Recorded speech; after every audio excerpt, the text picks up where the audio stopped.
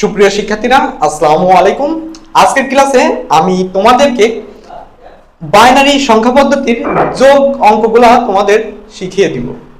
Binary সংখ্যা পদ্ধতির যোগ কিভাবে করতে হবে তোমাদের অনেকেরই কনফিউজ।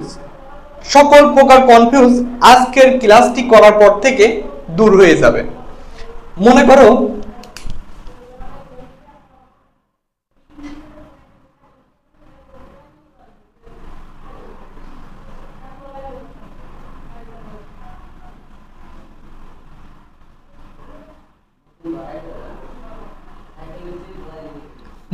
এমন একটি বাইনারি যোগ আছে, তাহলে তোমাদের কিভাবে করতে হবে।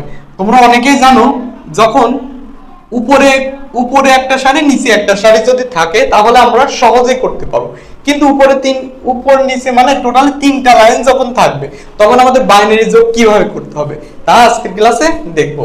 দেখো, তিনটা ওয়ান যদি যোগ করি, অর্থাৎ বাইনারি যোগের ক্ষেত্রে মানে নট অনলি বাইনারি যোগ, প্রত্যেকটা যোগের ক্ষেত্রে দুইটা বিষয় মনে রাখতে হবে।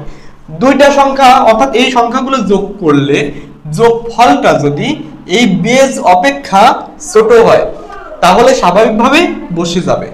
আর এই তিনটা যোগ করে যোগফলটা যদি বেজ অপেক্ষা বড় বা বেজের সমান হয় তাহলে দুইটা যোগফল হতে বেজটা বিয়োগ করব।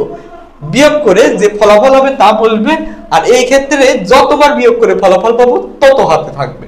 এখন দেখো, তিনটা যোগ করলে ফলাফল হয় কি 3। এখন 3 এর বাইনারি হচ্ছে 1 1, 3 এর বাইনারি কি 1 1, ঠিক আছে। এখন 1 নামবে, হাতে 1 থাকবে, ঠিক আছে। 1 নামবে, হাতে 1 থাকবে। আচ্ছা, 1 1 1 তাহলে কি হয় 4। এখন 4 থেকে 2 বাদ দিলে কি থাকে 2 থাকে, ঠিক আছে। 2 এর বাইনারি কত? 2 এর বাইনারি হচ্ছে 0 হাতে 1, তো হাতে 1 থাকবে। দেখো 1 এর সঙ্গে 0 গুলা যদি যোগ করে 1ই হবে। আচ্ছা দেখো, তিনটা 1 যদি যোগ করি তাহলে 3 হয়, কি হয় 3 থেকে 2 বাদ দিলে কি হয় 1 হয়, তাহলে 1 নামবে, হাতে 1 থাকবে। হাতের 1টা আবার 1 এর সঙ্গে যোগ করব, তাহলে 0 হাতে 1।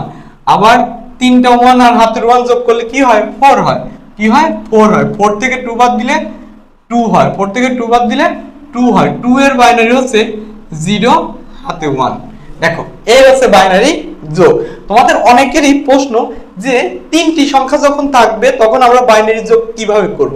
তাহলে এই হচ্ছে তিনটি সংখ্যা যখন থাকবে তখন বাইনারি যোগ এমন ভাবে করতে হবে। ওকে,